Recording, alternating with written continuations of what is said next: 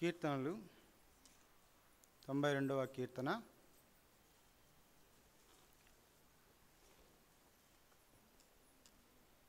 పన్నెండు, 13, 14, 15 వచనాలు నేను చదువుతున్నాను, గమనించండి. నీతిమంతులు ఖర్జూర వృక్షం వలె మోవేయుదురు, లెబనోను మీది దేవదారు వృక్షం వలె వారు ఎదుగుదురు. యెహోవా మందిరములో నాటబడిన వారై వారు మన దేవుని ఆవరణములలో వర్ధిల్లుదురు. నాకు ఆశ్రయదుర్గమైన యెహోవా యథార్థవంతుడనియు ఆయన యందు ఏ చెడుతనమును లేదనియు ప్రసిద్ధి చేయుటకై వారు ముసలితనమందు ఇంకా చిగురు పెట్టుచుందురు, సారము కలిగి పచ్చగా నుందురు. దేవుని వాక్యం మనందరి ఆశీర్వాదం కొరకై దేవుడు పరిశుద్ధాత్మ ద్వారా పంచిపెట్టునుగాక. దేవుని వాక్యము సమయంలో మనం వినడానికి కొద్ది సమయాన్ని మన మనస్సును అప్పగిద్దాం. ఇందులో చాలా సంగతులు ఉన్నాయి, కానీ వీటన్నిటినీ వివరించడానికి నేను పూనుకోలేదు. కానీ కొన్ని సంగతులు మాత్రమే ఇందులో మనము ధ్యానించుకొని ముగించుకుందాం. ఇక్కడ 92వ కీర్తన ఎవరు రాశారో ఇందులో రాసి ఉండలేదు, కానీ ఇది విశ్రాంతి దినమునకు తగిన కీర్తన లేక గీతము అని పైన ఈ కీర్తనకు పైన వ్రాయబడినట్లుగా మనము గమనించగలం. ఏది ఏమైనా ఇందులో నీతిమంతుని గురించి మనం ఇప్పుడు చదువుకున్నాం. నీతిమంతుని ఆయా చెట్లతో దేవుడు పోల్చాడు, కానీ ఇక్కడ కూడా కొన్ని చెట్లతో పోలుస్తున్నట్లుగా మనం చూస్తున్నాం. ఇక్కడ ఎన్ని చెట్లు ఉన్నాయి? 2 చెట్లు ఉన్నాయి. ఒకటి ఖర్జూరపు చెట్టు, దేవదారు వృక్షం. ఈ 2 చెట్లు, మొదటగా ఖర్జూర వృక్షం మనందరికీ తెలిసినదే, వాటిని గురించి నేను ధ్యానం చేయలేదు, కానీ కొద్దిగా దేవదారు వృక్షం గురించి నేను ధ్యానం చేశాను. సరే, ఏది ఏమైనా మొదట నీతిమంతులు అనే మాట మనం చదువుకున్నాం. నీతిమంతులుగా కాక ముందు ఎలాగున్నాం? అనీతిమంతులం, పాపముల చేత అపరాధముల చేత చచ్చిన వారే అనీతిమంతులు. అట్టి స్థితిలో నుంచి క్రీస్తు యేసులోనికి మనం ఏమైనా నీతిమంతులంగా చేర్చబడ్డాం అని రోమీయులకు రాసిన పత్రికలో మనం చూస్తాం. అనీతిమంతులుగా ఎందుకు ఉన్నారు, నీతిమంతులుగా ఎలా అయ్యారు అన్న విషయాన్ని కొద్దిగా మనం ఆలోచన చేసి ముందుకు సాగుదాం. అనీతిమంతులం, ఒకప్పుడు మనందరం కూడా అనీతిమంతులమే. ఎందుకు మనలో అనీతి పేరుకుపోయింది, అనగా పాపము పేరుకుపోయింది అంటే, మనమందరం కూడా ఆదాము హవ్వల నుంచి వచ్చిన వారమే. దేవుడు ఆదాము హవ్వలకు ఇచ్చినటువంటి ఆజ్ఞను వారు అతిక్రమించడం ద్వారా వారిలోనికి పాపం ప్రవేశించింది. దేవుడు ముందే చెప్పాడు వారితో, ఏదైనా పొలంలో లేక తోటలో వారిని ఉంచినప్పుడు ఈ ఏదైనా తోటలో దొరికే ప్రతి ఫలమును నీవు నిరభ్యంతరముగా భుజింపవచ్చు, కానీ ఈ తోట చెట్ల అన్నిటి మధ్యలో ఉన్నటువంటి ఒక చెట్టు యొక్క ఫలాలు నీవు తినకూడదని వారికి ఆజ్ఞ ఇచ్చాడు. నీవు తినుదినమున నిశ్చయముగా ఏమైపోతావు అన్నాడు? చచ్చేదవు అన్నాడు. అలా అయితే ఆదాము విన్నట్టుగానే ఉన్నాడు, కానీ దాని చేసినట్లుగా మనం చూస్తున్నాం. అంటే ఆ పండ్లు తినకూడదని చెప్పిన దేవుడు ఆ మాటను ప్రక్కన పెట్టి అపవాది యొక్క మాటలకు లోబడి ఏం చేశాడు? ఆ పండ్లను కాస్త తిన్నాడు. తినడం ద్వారా వారికి కలిగినటువంటి స్థితి మనం ఎరుగుదాం. వారు దిగంబరులమని, మంచి చెడ్డలు ఏమిటో వారు ఎరగగలిగేటట్లుగా వారు ఆ స్థితిలోనికి వచ్చినట్లుగా మనం చూస్తున్నాం. దాన్నే ప్రభు ఏం పేరు పెట్టాడు? మంచి చెడ్డల తెలివినిచ్చు వృక్షము అన్నాడు. సరే, ఏది ఏమైనా దేవుని యొక్క ఆజ్ఞను వారు తృణీకరించి ఆజ్ఞను అతిక్రమించినట్లుగా మనం చూస్తున్నాం. ఆజ్ఞ అతిక్రమమే పాపము అన్నాడు భక్తుడైన యోహాను ద్వారా మనం ఆ మాట సూచింపబడుతున్నాం. ఆ మాట ద్వారా అలా అయితే పాపం వలన వచ్చు జీతం మరణం అయింటుండగా అట్టి మరణం అది ఎలాంటి మరణం అన్నాడు? అది రెండవ మరణము అన్నాడు. ప్రకటన గ్రంథంలో మనం చూస్తాం. మాటి మాటికి ఆ మాట మనం చూస్తూనే ఉంటాం. చూడండి, 21వ అధ్యాయం 8వ వచనం. పిరికి వారును, అవిశ్వాసులను, అసహ్యులను, నరహంతకులను, వ్యభిచారులను, మాంత్రికులను, విగ్రహారాధికులను, అబద్ధికులందరూ అగ్నిగంధకములతో మండు గుండములో పాలు పొందుదురు. ఇది రెండవ మరణమని బైబిల్లో చాలా స్పష్టంగా దేవాదేవుడు పరిశుద్ధాత్మ ద్వారా భక్తుడైన యోహాను ద్వారా వ్రాయించినట్లుగా మనం చూస్తున్నాం. అలా అయితే ఈ సంగతులన్నీ మనకు అర్థమయ్యాయి. ఏంటి? మనం చేసిన పాపాన్ని బట్టి మనకేముంది? శిక్ష ఉంది అని. ఆ శిక్ష ఏమిటి అంటే యుగ యుగములు కాలి మన యొక్క బాధ వేదన వ్యక్తపరిచే స్థలం ఒకటి ఉంది అని దేవాదేవుడే మొదట చెప్పాడు. నీవు ఈ పండ్లను తినుదినమున నిశ్చయముగా చచ్చెదవు అన్నాడు. చచ్చెదవు అన్నటువంటి ఆ యొక్క మాటను ఏమాత్రం కాదరు చేయక, లెక్క చేయక అపవాది యొక్క మాటలు వారు విని మోసపోయినట్లుగా మనం చూస్తున్నాం. నిజంగా నేటి దినాల్లో మోసపోయే వారం చాలామంది ఉన్నాం. ఎందుకంటే పైపై మెరుగులు చూపించి మనల్ని మోసపుచ్చేవారు చాలామంది ఉన్నారు. ఇది అపవాదికి సంబంధించినది అని మనం గుర్తుపెట్టుకోవాలి. మొదటగా ఏం చూపిస్తారు? ఈ లోక సంబంధమైన వాటిని చూపిస్తారు. ఏంటి ఈ లోక సంబంధమైనవి? ఏంటంటే అక్కడ అపవాది ఆదాములకు ఏం చూపించాడు?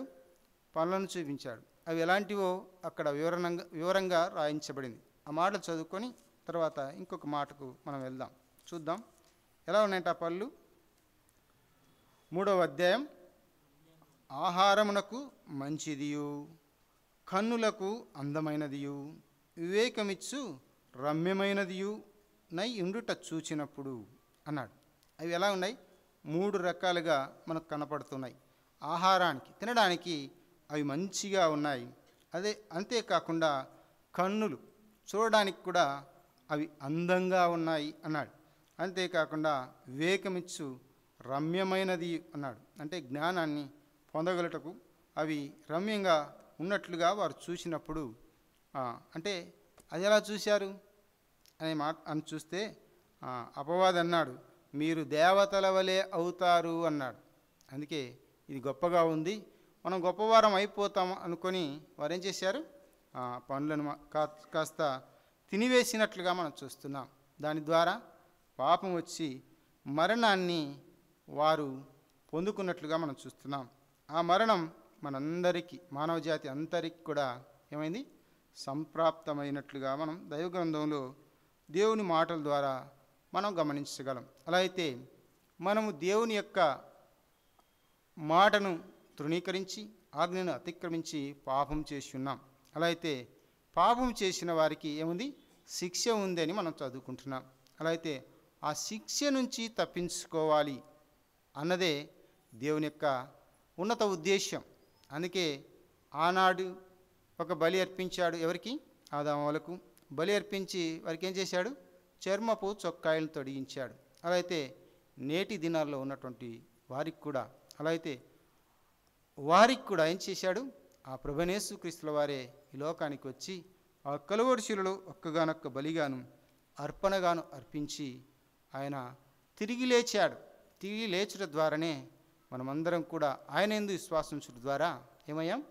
నీతిమంతులమయ్యామని భక్తుడైన పౌలు ద్వారా రోమా సంఘానికి సూచించినట్లుగా ఆ మాట మనం కూడా చదువుకుందాం. నేటి సంఘమైన మనం కూడా ఆ మాట చదువుకుందాం. చూడండి, రోమీయులకు రాసిన పత్రిక 4వ అధ్యాయం 25వ వచనంలో ఆ మాట మనకు కనబడుతుంది. ఆయన మన అపరాధముల నిమిత్తము అప్పగింపబడి మనము నీతిమంతులముగా తీర్చబడుటకై లేపబడెను. మనం ఎప్పుడు నీతిమంతులం అయ్యాము అని అంటే, యేసుక్రీస్తు ప్రభువారు లేఖనాల ప్రకారం ఆయన చనిపోయాడు, సమాధి చేయబడ్డాడు. లేఖనముల ప్రకారం ఆయన మృతిని జయించాడు, లేక ఆ మృతి నుండి లేపబడ్డాడు అనే మాట కొరింథీయులకు రాసిన పత్రికలో మనం చూడగలుగుతాం. అలా అయితే యేసుక్రీస్తు ప్రభువారు ఎందుకు లేపబడ్డాడు అంటే ఆయన నీతిమంతుడు మొదటగా. అలా అయితే ఆ నీతిమంతుని ద్వారా మనం కూడా, ఆయన లేచుట ద్వారా మనం కూడా ఆయన విశ్వాసం ఉంచితే ఏమవుతామంట? నీతిమంతులముగా తీర్చబడతాం. దైవ గ్రంథంలో 2 భాగాలుగా లేక 2 నిబంధనలుగా మనం గమనించవచ్చు. ఏంటి అంటే పాత నిబంధన గ్రంథం, కొత్త నిబంధన గ్రంథం. అలా అయితే పాత నిబంధన గ్రంథంలో ఉన్నటువంటి భక్తుల యొక్క జీవితాలు దేవునిలో ఎలాగూ నీతిమంతులుగా చేయబడ్డారు అని అంటే, అక్కడ వారు బలి ద్వారా నీతిమంతులుగా చేయబడ్డారు. ఇక్కడ నోవాహును చూడండి. నోవాహు ఆ దినాల్లో జరిగినటువంటి పరిస్థితులను బట్టి అతడు ఒక్కడే నీతిమంతుడిగా తీర్చబడిన వాడుగా మనం చూస్తున్నాం. అంతేకాకుండా హెబేలు కూడా అతని క్రియలను బట్టి నీతిమంతునిగా తీర్చబడ్డాడు. అంటే దేవునికి బలి అర్పించాడు, అతని క్రియలు మంచివైనందున దేవుడు అతని యొక్క బలిని అంగీకరించిన వాడుగా మనం చూస్తాం. అంతేకాకుండా అబ్రహాము దేవుడు పిలిచినప్పుడు అది నమ్మి ఆయన వెంబడించినట్లుగా, లేక ఆయన తెలిపిన చోటునకు బయలుదేరినట్లుగా మనం చూస్తాం దైవగ్రంథంలో ఆదికాండంలో 12వ అధ్యాయంలో. అలా అయితే అబ్రహాము దేవుని నమ్యను, అది అతనికి ఏమైంది? నీతిగా ఎంచబడి ఉన్నది అన్నాడు. అంటే దేవుని యందు విశ్వాసించడం ద్వారా నీతిమంతులవుతారు, లేక ఆ శిక్ష నుంచి తప్పించబడతారు అన్న విషయాన్ని మనం చూస్తున్నాం. అలా అయితే రోమీయులకు రాసిన పత్రికలోనే 10వ అధ్యాయం 9-10 వచనాల్లో ఒక మాట చదువుకుందాం. యేసు ప్రభు అని నీ నోటితో ఒప్పుకొని దేవుడు మృతుల్లో నుండి ఆయనను లేపెనని నీ హృదయముందు విశ్వసించినెడల నీవు రక్షింపబడదు అన్నాడు. ఏలయనగా నీతి కలుగునట్లు మనుషుడు హృదయములో విశ్వసించును, రక్షణ కలుగునట్లు నోటితో ఒప్పుకొనును. ఏలయనగా ఆయనందు విశ్వాసం వాడెవడును సిగ్గుపడని లేఖనము చెప్పుచున్నది. యూదుడని గ్రీసు దేశస్థుడని భేదము లేదు, ఒక్క ప్రభువే అందరికీ ప్రభు అయ్యుండి తనకు ప్రార్థన చేయు వారి అందరి ఎడల కృపచూపటకు ఐశ్వర్యవంతుడై ఉన్నాడు. ఎందుకనగా ప్రభువు నామమును బట్టి ప్రార్థన చేయువాడెవడో వాడు రక్షింపబడును అనే మాట మనం చూస్తున్నాం. అలా అయితే శిక్ష నుంచి తప్పించబడితేనే రక్షణ ఉంది అని మనం చూస్తున్నాం. అయితే శిక్ష నుంచి తప్పించడానికి సమర్థుడెవరు, నీతిమంతుడు ఎవరు అని మనం చూస్తే దైవగ్రంథంలో ఒకే ఒక్కరు, అది మన ప్రభువైన యేసుక్రీస్తుల వారు అని మనం చూస్తున్నాం.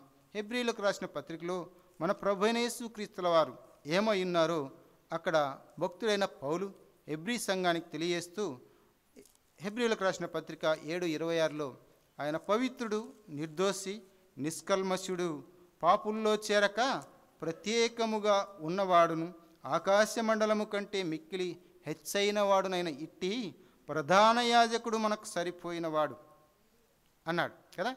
అలా అయితే మొదట నీతిమంతులుగా పాత నిబంధన గ్రంథంలో నీతిమంతులుగా తీర్చబడుటకై వారేం చేశారు? ఒక యాజకుని ద్వారా బలి అర్పించి వారు ఆ రక్తాన్ని ఆ యొక్క అతి పరిశుద్ధ స్థలంలో ఉన్నటువంటి వస్తువుల మీద ప్రోక్షించడం ద్వారా ఆ ఒక పాపికి ఏం చేస్తారు? పాప క్షమాపణ లేక పాప ప్రక్షాళన జరిగించినట్లుగా మనం చూస్తున్నాం. అలా అయితే అట్టి ప్రధాన యాజకుడు కాదు మన ప్రభు, తనది కాని రక్తముతో పాత నిబంధన గ్రంథములో ఉన్నటువంటి యాజకులు ఏం చేశారు?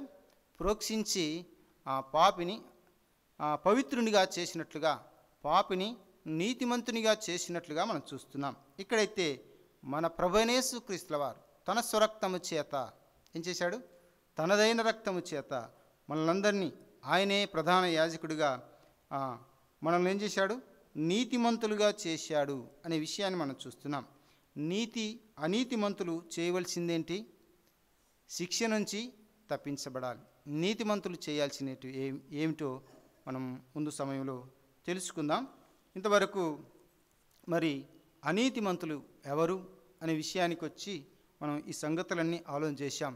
అవును, యేసు క్రీస్తు ప్రభువారందు విశ్వాసం ఉంచాలని, యేసు ప్రభుని నోటితో ఒప్పుకోవాలని దేవుని వాక్యం సెలవిస్తూ ఉన్నది. ఎందుకంటే పాపం నుంచి లేక శిక్ష నుంచి తప్పించబడాలి అంటే, రక్షణలోనికి రావాలంటే, పరలోక రాజ్యంలో నిత్యము దేవునితో ఆనందించాలి అని అంటే ఆ శిక్ష నుంచి తప్పించుకోవాలి. అట్టి శిక్ష భయంకరమైనదని మనం ప్రకటన గ్రంథములో 21వ అధ్యాయం 8వ వచనంలో మనం చదువుకున్నాం. అది భయంకరమైనటువంటి అగ్నిగుండం. అందులో నుంచి బయటికి రావడానికి ఎంత మాత్రం అవకాశం లేదని దైవ గ్రంథమైన బైబిల్ చాలా స్పష్టంగా తెలియజేస్తున్నది. అలా అయితే ఇట్టి ఉగ్రత నుంచి తప్పించడానికే మన ప్రభువైన యేసుక్రీస్తుల వారు మన కొరకు ఎలాగొచ్చాడు? ఆయన ఆ పిల్లలు ఎవరు? మనందరం రక్తమాంసం కలిగిన వారమై ఉన్నందున దేవాదేవుడు కూడా ఎలాగ రావాలి? రక్తమాంసాలు కలిగిన వాడుగా రావాలి. అలా అయితే రక్తము లేకుండా మానవుని యొక్క పాపము క్షమింపబడుటకు సాధ్యము కాదని హెబ్రీయులకు రాసిన పత్రిక 9వ అధ్యాయం 22వ వచనంలో మనం చూస్తాం. చూడండి, ధర్మశాస్త్రం ప్రకారం ఏం జరుగుతూ ఉంది? వస్తువుల మీద రక్తం చల్లుట ద్వారా శుద్ధి చేయబడుతున్నవి అన్నాడు. అలా అయితే రక్తం చిందింపబడకుండా పాప క్షమాపణ కలుగుదనియు దానిని బట్టి మనం సామాన్యంగా అర్థం చేసుకోవచ్చు. అర్థమవుతుందా? అలా అయితే ధర్మశాస్త్రంలో రాయబడినటువంటి సంగతులను బట్టి యేసుక్రీస్తు ప్రభువారు ఆ రక్తమాంసాలు కలిగినటువంటి వాడుగా, అనగా మనం ఎలాగున్నామో ఆయన కూడా అలాగే రక్తమాంసాలు ధరించుకొని ఈ లోకానికి వచ్చి మన పాపం నిమిత్తమై ఆయన చనిపోయి సమాధి చేయబడి తిరిగి లేచాడు. ఆయన ఎవరైతే విశ్వాసం ఉంచారో వారందరూ కూడా నీతిమంతులు అవుతారు అని దేవుని గ్రంథమైన బైబిల్ తెలియజేస్తున్నట్లుగా మనం గమనిస్తున్నాం. రోమిలికి రాసిన పత్రికలో 10వ అధ్యాయం 9-10 వచనాల్లో మనం చదువుకున్నట్లుగా యేసు ప్రభునందు విశ్వాసం ఉంచాలి అన్నట్లుగా మనం చూసాం కదా. యేసు ప్రభు అని నీ నోటితో ఒప్పుకోవాలి. రక్షణ పొందాలంటే ఏం చేయాలి? శిక్ష నుంచి తప్పించబడాలి అంటే ఏం చేయాలి అన్న విషయాన్ని మనం చూస్తే, యేసు ప్రభుని నీ నోటితో ఒప్పుకోవాలి అన్నాడు. దేవుడు మృతుల్లో నుండి ఆయనను లేపెనని హృదయములో విశ్వాసం ఉంచాలి. పెదవులతో కాదు, హృదయములో విశ్వాసం ఉంచాలి. పెదవులతో మనం మాట చెప్పి విశ్వాసం ఉంచానులే అన్నట్లుగా కాదు, కానీ హృదయములో విశ్వాసం ఉంచితే నీవు రక్షింపబడతావని దేవుని వాక్యం సెలవిస్తావని.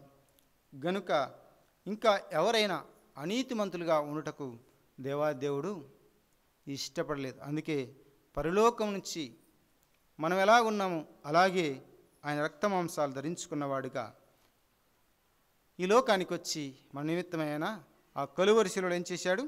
తన యవ్వన రక్తాన్ని తుదిబొట్టు వరకు కార్చి మన పాపలకు ప్రాయశ్చిత్తాన్ని సిద్ధపరిచాడు. అలా అయితే ఆ సిద్ధపరిచిన ప్రాయశ్చిత్తాన్ని మనం ఏం చేయాలి? ఆశ్రయించాలి. ఇంకా ఎవరైనా యేసుక్రీస్తు ప్రభువారందు విశ్వాసం ఉంచకపోతే, ఆయన మన పాపల కొరకు చనిపోయాడు, సమాధి చేయబడ్డాడు, తిరిగి లేచాడని హృదయంలో సంపూర్ణంగా విశ్వసించకపోతే, ఆయన యందు విశ్వాసం ఉంచి పరలోక రాజ్యానికి వారసులు కావాలని, శిక్ష నుంచి తప్పించబడాలని ప్రేమపూర్వకంగా మనవి చేస్తున్నాం. ఇక్కడ 92వ కీర్తనలో మనం చదువుకున్నట్లుగా 12వ వచనం మళ్ళా చదువుతున్నాను. నీతిమంతులు ఖర్జూర వృక్షం వలె మోవేదురు, లెబనోను మీది దేవదారు వృక్షం వలె వారు ఎదుగుదురు అన్నాడు. నీతిమంతుల గురించి ఈ సంగతులన్నీ 12, 13, 14, 15 వచనాల్లో ఇక భక్తుడు దేవుని యొక్క ఆత్మ ద్వారా వివరించబడినట్లుగా మనం చూస్తున్నాం. చూడండి, వారు ఎలా ఉంటారంట? వారు ముసలితనమందు ఇంకా చిగురు పెట్టుచుందురు, సారము కలిగి పచ్చగానుందురు అన్నాడు.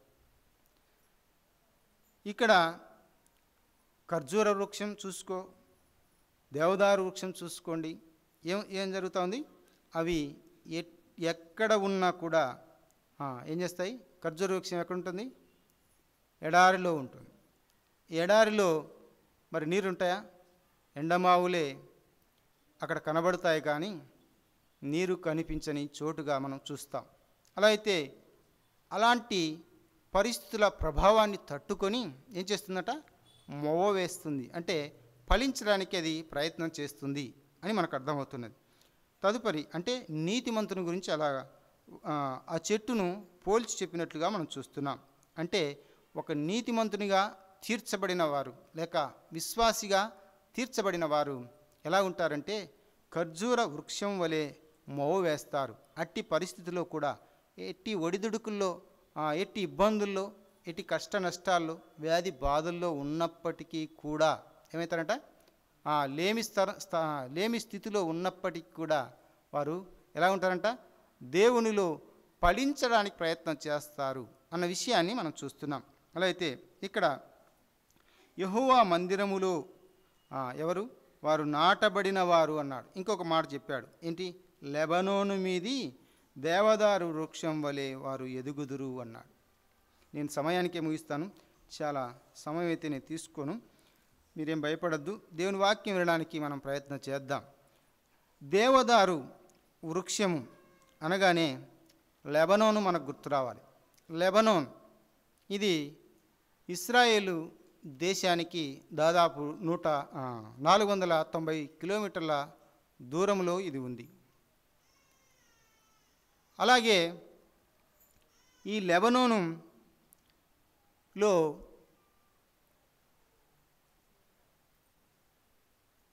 దేవదారు వృక్షాలు బాగా ఎదుగుతాయట.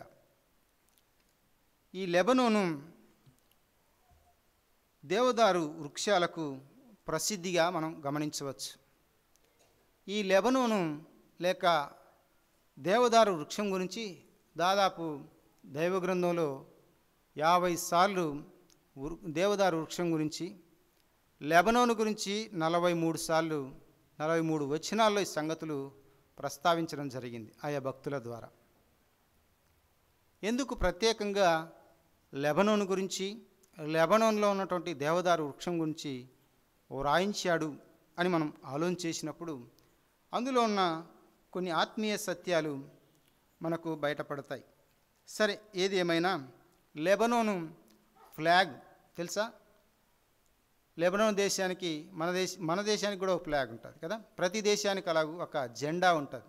అది వారికి స్వాతంత్రం వచ్చిన దినాన ఏం చేస్తారు? ఎగరవేసుకుంటారు, దాంతో సంతోషిస్తారు. లెబనోన్ దేశానికి ఉన్నటువంటి జెండా మీద ఏం గుర్తుంటున్నారు?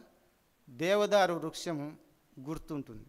ఎందుకంటే అది ఆ దేశానికి గర్వకారణం, ఆ దేశానికి సంపాదన తెచ్చిపెట్టేది, ఆ దేశాన్ని అభివృద్ధి పరిచినది దేవదారు వృక్షం. దేవదారు వృక్షమట అన్ని వ్యాధులకు ఉపయోగపడుతుందట. దాన్ని కల్పవృక్షము అన్నారు. ఈ దేవదారు వృక్షము లెబనోను సముద్ర మట్టానికి దాదాపు 1800 నుంచి 3000 అడుగుల ఎత్తులో ఈ యొక్క దేవదారు వృక్షాలు పెరుగుతాయట. ఈ దేవదారు వృక్షం హైటు దాదాపుగా 120 నుంచి 180 అడుగుల ఎత్తు పెరుగుతుందంట. ఇంత చెట్టు మనం ఎక్కడ చూసిండం. అంటే దీనికి ఉన్నటువంటి ప్రత్యేకతలు మనం ఆలోచన చేస్తున్నాం. అంతేకాకుండా దేవదారు వృక్షమట ఆ భూమిలోనికి, ఆ కొండ ప్రాంతంలో దేవదారు ఉన్నత పర్వతాల మీద అది పెరుగుతుంది.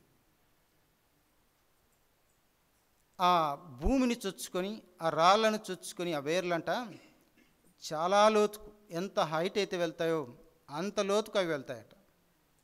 అంటే దీని గురించిన వివరణ ఎందుకు మనం మాట్లాడుకుంటున్నామంటే, ఒక నీతిమంతుని యొక్క పరిస్థితి ఈ చెట్టుతో పోల్చినట్లుగా దేవుని యొక్క గ్రంథమైన బైబిల్లో మనం చూడగలుగుతాం.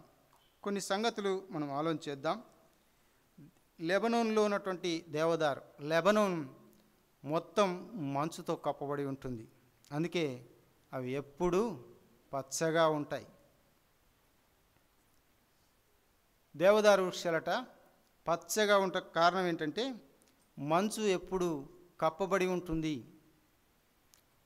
లెబనోను అంటే అర్థం ఏంటంటే తెలుపు అని అర్థం. లెబనోన్ అంటే అర్థమైంది తెలుపు. తెలుపు దేనికి గుర్తు? మనకు పరిశుద్ధతకు గుర్తు. అలా అయితే కొన్ని సంగతులు మనం దైవ గ్రంథంలో ఆలోచన చేద్దాం. హోషియా గ్రంథం 14వ అధ్యాయం. త్వరగానే ముగించడానికి ప్రయత్నం చేస్తాను, మీరేం బాధపడద్దు. హోషియా గ్రంథం 14వ అధ్యాయం 5వ వచనం చదవండి. చెట్టునకు మంచు ఉన్నట్టు నేనతనికి ఉందును. ఇంకా చదవాలి. తామర పుష్పం పెరుగునట్లు అతడు అభివృద్ధి నందును. లెబానోను పర్వతము దాని వేళ్ళు తన్నునట్లు వారు తమ వేళ్ళును తన్నుదురు అన్నాడు. ఇక్కడ లెబనోను పర్వతము దాని వేళ్ళు అంటే లెబనోను పర్వతం మీద ఏమున్నాయి? దేవదారు చెట్లు ఉన్నాయి. దాని వేళ్ళట లోపలికి తన్నుతుంది. ఎందుకు? తను హైట్ ఎంత ఉంది? దాదాపు 120 నుంచి 180 అడుగులు ఎత్తు ఉంటుంది. ఆ ఎత్తు ఈ లోకంలో ఏముంటాయి? గాలులు ఉంటాయి, ఎండలు ఉంటాయి, ఇంకా ఏముంటాయి? తుఫాన్లు ఉంటాయి. వీటన్నిటికీ తట్టుకోవాలంటే ఏం చేయాలి? అది వేళ్ళు తన్నుకుపోయి లోపలికి ఏం చేయాలి? చొచ్చుకొని పోవాలి. మనం ఏదైనా ఒక స్తంభం నాటుతాం అనుకోండి, బలంగా క్రింద రాళ్ళు వేసి లేకపోతే కాంక్రీట్ వేసి నాటుతాం. ఎందుకు? గాలి వస్తుంది, వర్షం వస్తుంది, నానిపోయి కుమిలిపోయి అది దిగబడిపోయి కింద పడిపోయి ప్రమాదం ఉంది. అలాగే కాంక్రీట్ వేసి బాగా భద్రంగా చేస్తే అది నానిపోయి కుమిలిపోయినా ఏమీ కాదు. అలా అయితే ఈ చెట్టట బలంగా లోతుకు వెళ్ళిపోతుందంట. లోతుకు వెళ్ళిపోయి గాలి వచ్చినా, వరదలు వచ్చినా, వర్షం వచ్చినా అది కూలిపోయే పరిస్థితులు ఉండవు. అర్థమవుతుందా? వర్షం రాని, గాలి రాని. ఇప్పుడు సాధారణంగా మనం చెట్టు చూస్తాం, పెద్ద వర్షం వచ్చిందనుకోండి, గాలి వాన వచ్చిందనుకోండి, ఎక్కడ చూసినా పోళ్ళు కదా, ఎక్కడ చూసినా చెట్లు విరిగి పడిపోయి రోడ్లల్లో ఉండిపోతాయి. అమెరికాలో అయితే ఏమంటారు వాటిని? టోర్నడోలా, సుడిగుండాలు వస్తాయి. అక్కడ వారు కంపల్సరిగా ఒకటి అండర్ గ్రౌండ్లో కట్టుకోవాలి గృహం, ఒకటి పైన కట్టుకోవాలి. సుడిగుండాలు వచ్చినప్పుడల్లా వాళ్ళు ఏం చేయాలి? అండర్ గ్రౌండ్కి వెళ్ళిపోతారు. ఈ పైన ఉన్నటువంటి గృహం అంతా ఏమైపోతుంది? గాలికి ఎగిరిపోతుంది. చూస్తూ ఉంటాం మనం సెల్లుల్లో, యూట్యూబ్ ద్వారా. సరే, ఏది ఏమైనా గాలికి వర్షానికి తట్టుకునేటట్లుగా ఆ చెట్టు ఉంటుందంట. అది ఎంత గాలి వచ్చినా కూడా ఊగుతుందే కానీ ఇరిగిపోదు, అది కింద కూలిపోదు. మనం చాలా చెట్లు చూస్తాం, కొన్ని వేల సంవత్సరాల నుంచి, కొన్ని వందల సంవత్సరాల నుంచి పెంచబడిన చెట్లు చూస్తూ ఉంటాం. ఏమవుతాయి?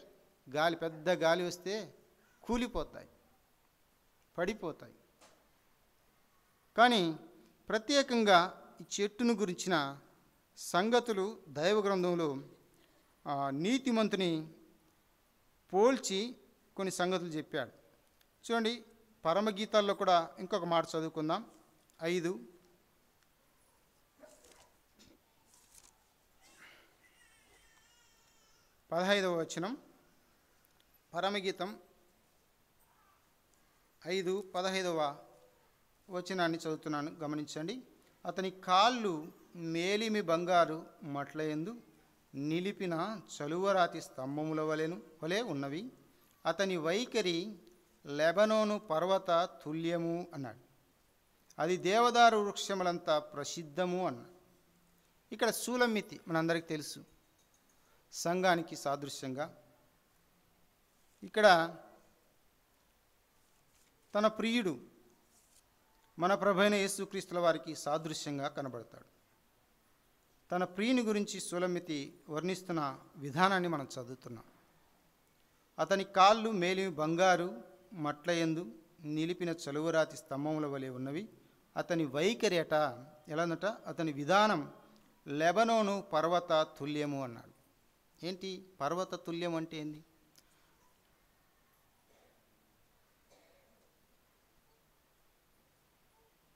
మౌంటైన్ బ్యాలెన్స్ అంటే స్థిరత్వాన్ని చూపిస్తూ ఉన్నది.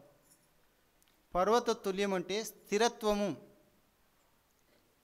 దేవదారు చెట్టు అక్కడ ఎలా ఉంటుందంట, స్థిరంగా ఉంటుంది అనే మాట మనం చూస్తున్నాం. అలా అయితే ఇక్కడ ప్రభు యొక్క వైఖరి, ప్రభు యొక్క విధానం ఎలా ఉంటుందంటే, ఆయన స్థిరమైన వాడు.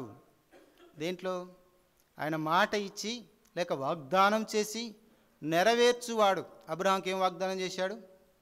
నీవు వెళ్ళు, ఇక్కడి నుంచి నీ బంధువులను, నీ ఇంటిని, ఇంకా నీ ఊరిని విడిచిపెట్టి వెళ్ళు అన్నాడు. నేను చూపించు దేశానికి వెళ్ళు. పలానా వాగ్దానం చేశాడు కదా, నీ సంతానం అభివృద్ధి చేస్తాను, నిన్ను ఆశీర్వదిస్తాను అని వాగ్దానం చేశాడు. అబ్రహాం వెళ్ళాడు.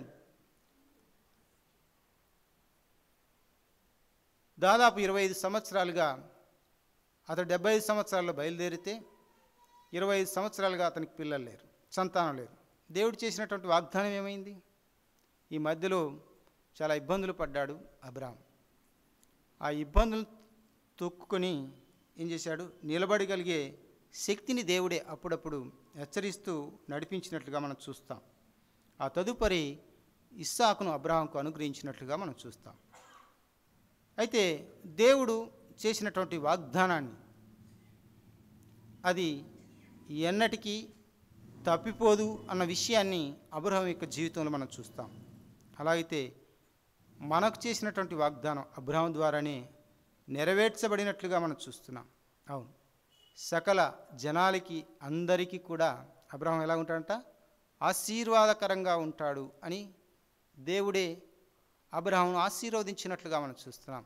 అలా అయితే ఆశీర్వాదానికి కారకుడుగా ఉన్నటువంటి మన ప్రభువైన యేసుక్రీస్తుల వారిని విధానాన్ని లేక ఆయన వైఖరిని మనం గమనించగలం. ఆయన చేసిన వాగ్దానాన్ని నెరవేర్చువాడై ఉన్నాడు. ఆయన స్థిరుడు. ఆయన మాట స్థిరత్వం, ఆయన మాటలో స్థిరమైనటువంటి విధానం కలిగినటువంటి వాడుగా మన ప్రభువైన యేసుక్రీస్తుల వారిని మనం చూస్తున్నాం. అది దేవదారు వృక్షములంత ప్రసిద్ధము అన్నాడు. దేవదారు వృక్షానికి చాలా ప్రసిద్ధత ఉంది. మనం పాత నిబంధన గ్రంథంలో గ్రహించినప్పుడు దావీదుకు ఎంతో సంపద దేవుడిచ్చాడు. తన సొంత సంపదతోనే దేవుని యొక్క మందిరాన్ని కట్టాలనుకున్నాడు. బంగారం, వెండి, వెలగల రాళ్ళు ఎన్నో ఇచ్చాడు. కానీ దావీదు ద్వారా దేవుని యొక్క మందిరం నిర్మించినవాడు కాదు. కానీ తదుపరి తన కుమారుడైన సొలొమోను ద్వారా దేవుని యొక్క మందిరాన్ని నిర్మించుటకు అనుమతి దేవాదేవుడు ఇచ్చినట్లుగా మనం చూస్తున్నాం. ఆ అనుమతి ద్వారా దేవుని యొక్క మందిరాన్ని కట్టడానికి సొలొమోను ఏం చేశాడో మనకు అందరికీ తెలుసు. ఏం చేశాడు? హీరాము దావీదు యొక్క స్నేహితుడు. హీరాము ద్వారా లెబనోను మీది దేవదారు వృక్షాలు నరికి నాకు తీసుకొని రావాలి. ఎందుకు? మందిరం కట్టుటకు.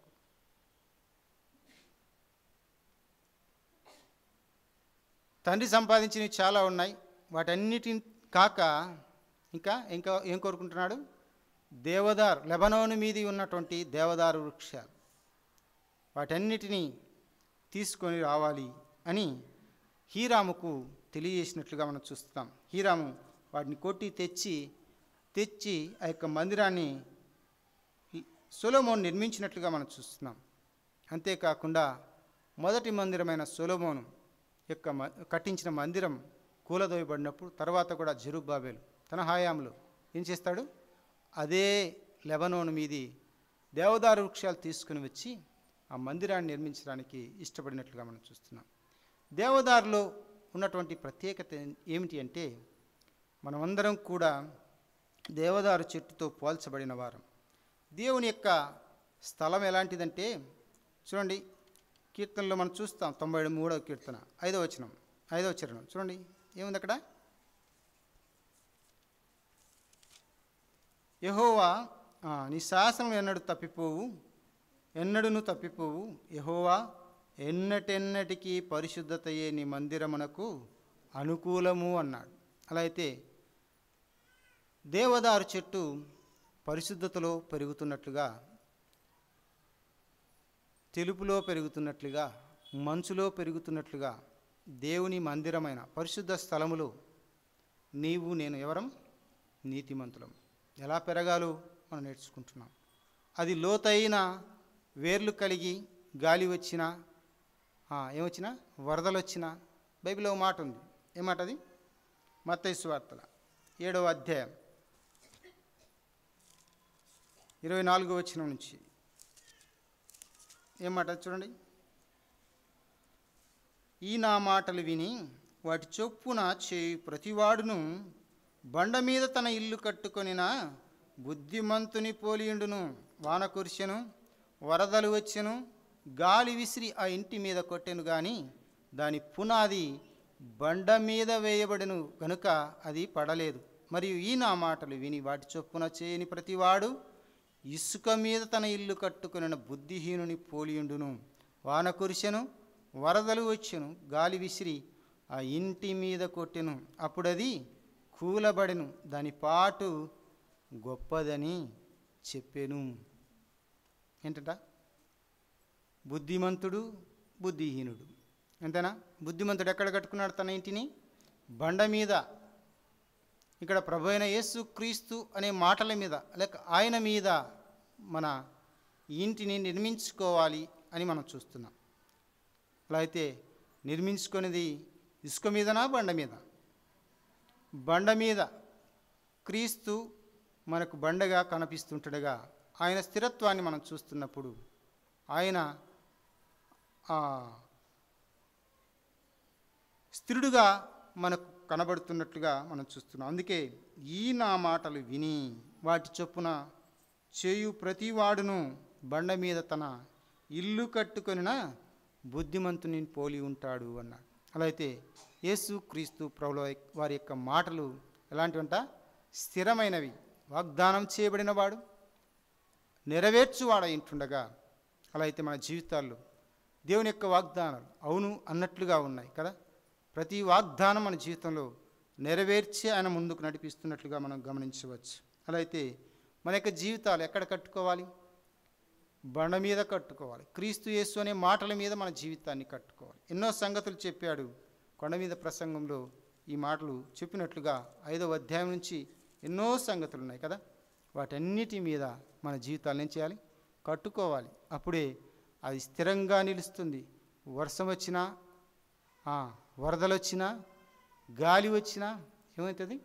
నిలబడిపోతుంది, స్థిరంగా ఉండిపోతుంది. లెబనోను మీద ఉన్నటువంటి దేవదారు వృక్షమట అలాంటి స్థిరత్వం కలిగినదిగా మనం చూస్తున్నాం. అంటే వేర్లు చొచ్చుకొని పోయేలా ఎన్నో సంగతులు ఉన్నాయి. వాటి గురించి వివరణ మనం చేయాలంటే చాలా సమయం పడుతుంది. కానీ కొద్దిగా నేను ఆలోచన చేయగలిగి ముందుకు సాగుతున్నాను. చూడండి, పరమగీతాల్లో ఇంకొక మాటను మనం చూస్తాం. 4వ అధ్యాయం 11వ వచనం. పరమగీతాలు 4:11 వచనం ఏముంది అక్కడ? ప్రాణేశ్వరి, నీ పెదవులు తేనీయలొలుకుచున్నట్టున్నవి, నీ జిహ్వ క్రింద మధుర క్షీరములు కలవు, నీ వస్త్రముల సువాసన లెబనోను సువాసన వలెనున్నది అన్నాడు. ఇక్కడ సంగమును గూర్చినటువంటి ప్రస్తావన మనం చదువుకుంటున్నాం. ఎలా ఉందంట? నీ వస్త్రముల సువాసన లెబనోను సువాసన వలె ఉన్నది. లెబనోను యొక్క చెట్లు సువాసనకు గుర్తుగా కనబడుతున్నాయి. అలా అయితే ఆ దేశం లెబనోను సువాసనకరంగా ఉండుట గల కారణం ఏంటంటే దేవదారు చెట్లు. ఆ దేశం బహుగా వృద్ధి చెందుటకు ఆ దినాల్లో కారణం ఏంటంటే దేవదారు చెట్లు. అందుకే నేటికి కూడా దేవదారు చెట్టు వారి ఫ్లాగ్ మీద అంటే జెండా మీద ముద్రించబడి ఉంటుంది. సరే, ఏది ఏమైనా ఈ దేవదారు వృక్షం ద్వారా సువాసన మనకు కనబడుతున్నది. అలా అయితే దీనికి ఒక పేరు పెట్టుకుందాం, సువాసన నిచ్చు దేవదారు చెట్టు. అలా అయితే పరిశుద్ధతలో పెరుగుతున్నటువంటి మనం, పరిశుద్ధ స్థలంలో పెరుగుతున్నటువంటి మనం ఎలా ఉండాలి? సువాసనగా ఉండాలి. మన ప్రభు అయిన యేసుక్రీస్తు వారు ఏం చేశాడు మనందరికీ తెలుసు. ఎఫెసీయులకు రాసిన పత్రిక 5వ అధ్యాయం కదా, అక్కడ మనం చూస్తే ఏం మాటలు రాయబడ్డాయి?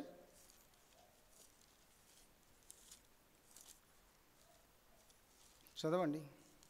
ఎఫెసీయులకు రాసిన పత్రిక 5వ అధ్యాయం 1వ వచనం. కావున మీరు ప్రియులైన పిల్లల వలె దేవుని పోలి నడుచుకొనుడి, క్రీస్తు మిమ్మును ప్రేమించి పరిమళ వాసనగా ఉండుటకు మన కొరకు తను తాను దేవునికి అర్పణగాను బలిగాను అప్పగించుకొనెను అన్నాడు. దేవుడు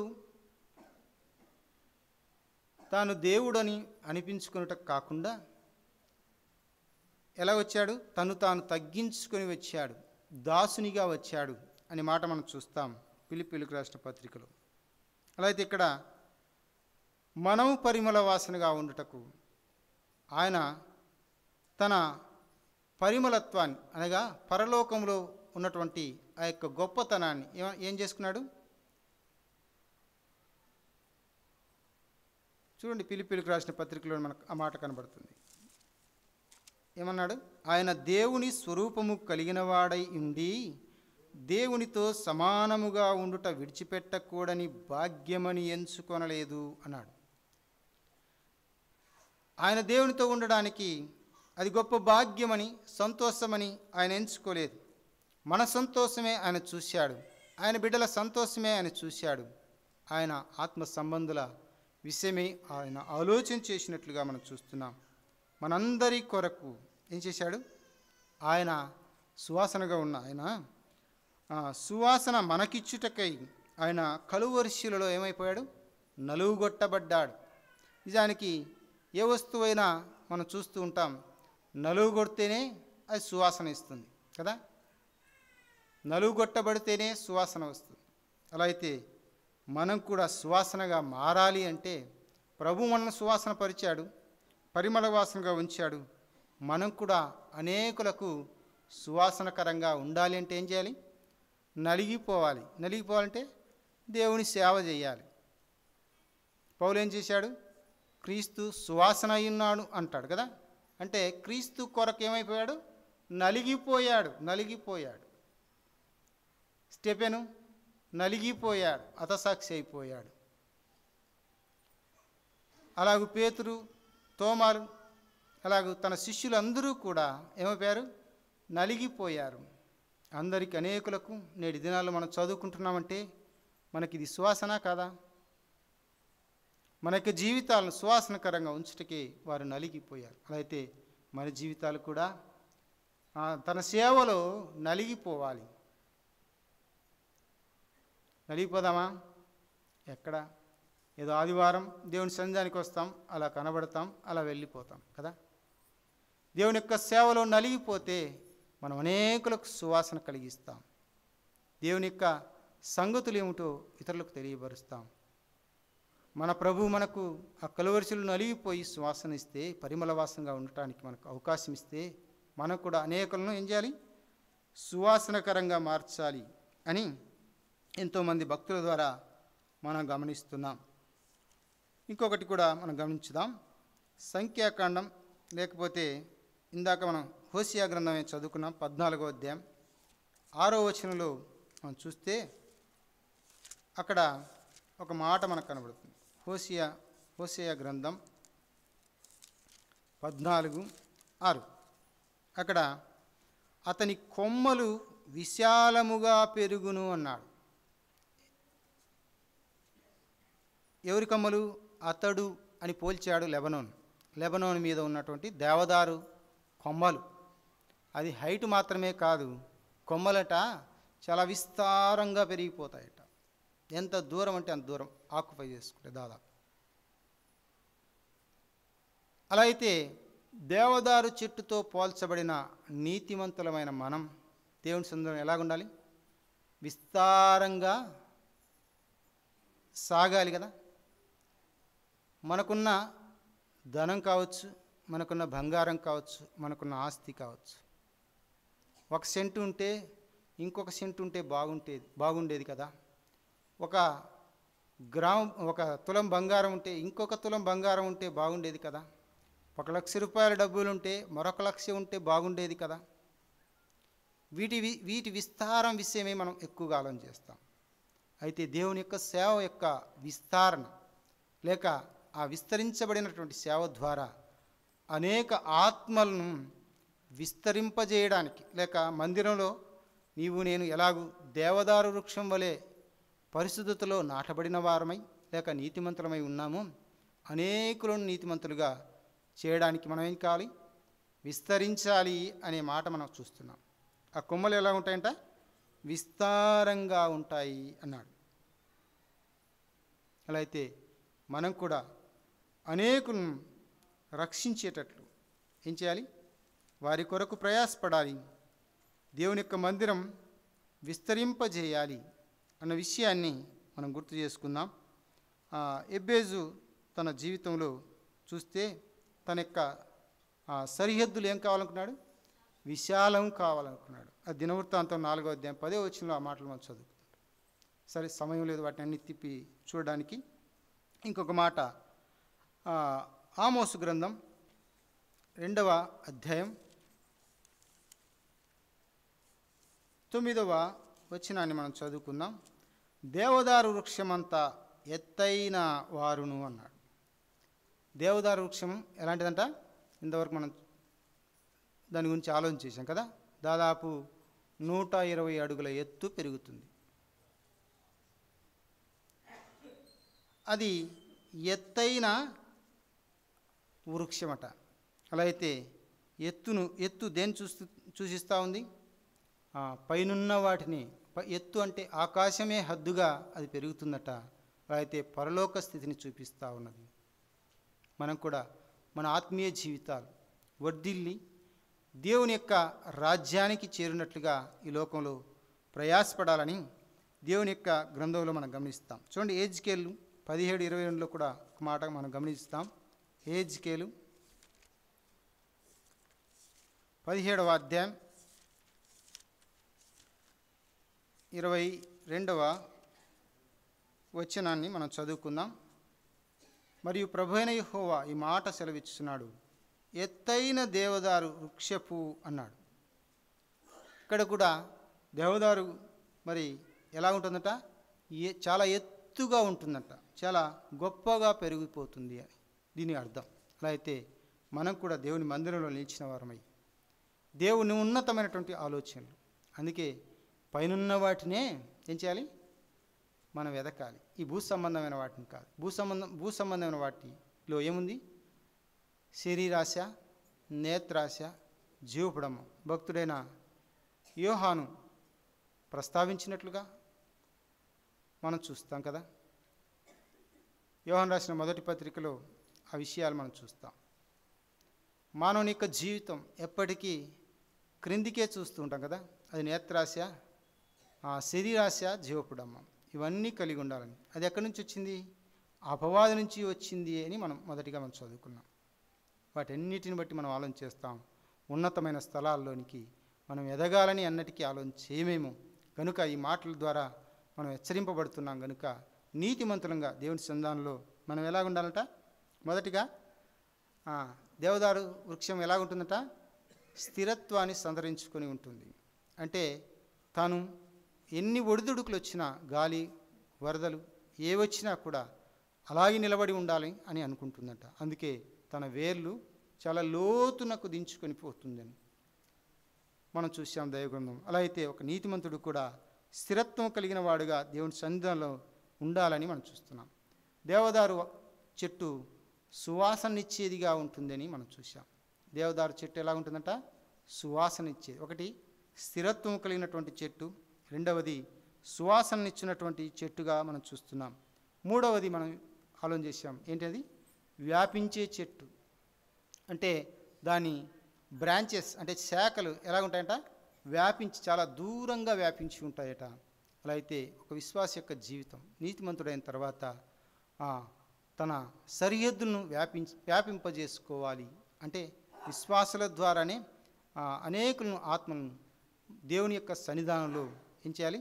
విస్తరింపజేయాలి. అందుకే యేసుక్రీస్తు వారు కూడా లోకానికి వచ్చినప్పుడు దేవుని రాజ్యం సమీపించి ఉన్నది, మారు మనస్సు పొంది ఏం చేయాలట?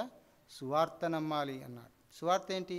మన ప్రభు అయిన యేసుక్రీస్తుల వారు చనిపోయి సమాజం తిరిగి లేచుటే సువార్త. అది క్రీస్తును గూర్చిన, సిలువను గూర్చిన వార్త అని మనం చూస్తున్నాం. అయితే సువార్తను నమ్మి దేవుని యొక్క పరలోక రాజ్యానికి అందరూ వారసులు కావాలని దేవుడు ఇష్టపడి ఆయన సంగతులన్నీ ఆయా వాటి ద్వారా మనకు సూచిస్తున్నట్లుగా మనం చూస్తున్నాం. చివరిగా మనం ఒకటి చూసాం, దేవదారు వృక్షాలు ఎలా ఉంటాయంట? ఎత్తుగా ఉంటాయి. చాలా ఎత్తుగా పెరిగే చెట్లుగా మనం గమనించాం. ఎన్నో సంగతులు ఉన్నాయి దేవదారు చెట్టు గురించి సంగతులు. వాటన్నిటిని నేను ధ్యానం చేయడానికి సమయం సరిపోదని ధ్యానం చేయలేదు. సరే, ఏది ఏమైనా ఇంతవరకు నేర్చుకున్నటువంటి పాఠం మనం ఏంటంటే, దేవదారు వృక్షం ద్వారా నీతిమంతులు ఏం చేయాలి, అనీతిమంతులు ఏం చేయాలో మనం నేర్చుకున్నాం. అనీతిమంతులు శిక్ష నుంచి తప్పించబడాలి అంటే యేసుక్రీస్తు ప్రభువారే ఒక్కరే శరణ్యంగా మనం చూస్తున్నాం. అలాగే నీతిమంతులైన వారు దేవుని యొక్క రాజ్యం విస్తరించబడాలి కదా. మనం ఎందుకు ఇక్కడున్నాం?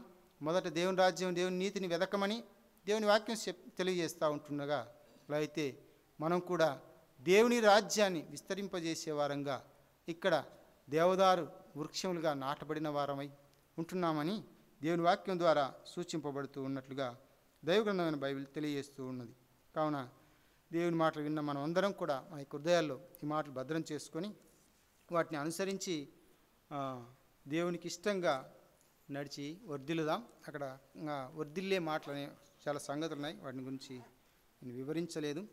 కావున దేవుని సంధానంలో మనం వర్ధిల్లాలంటే ఇలాగూ ఇవే కాదు, ఎన్నో సంగతులు ఉన్నాయి.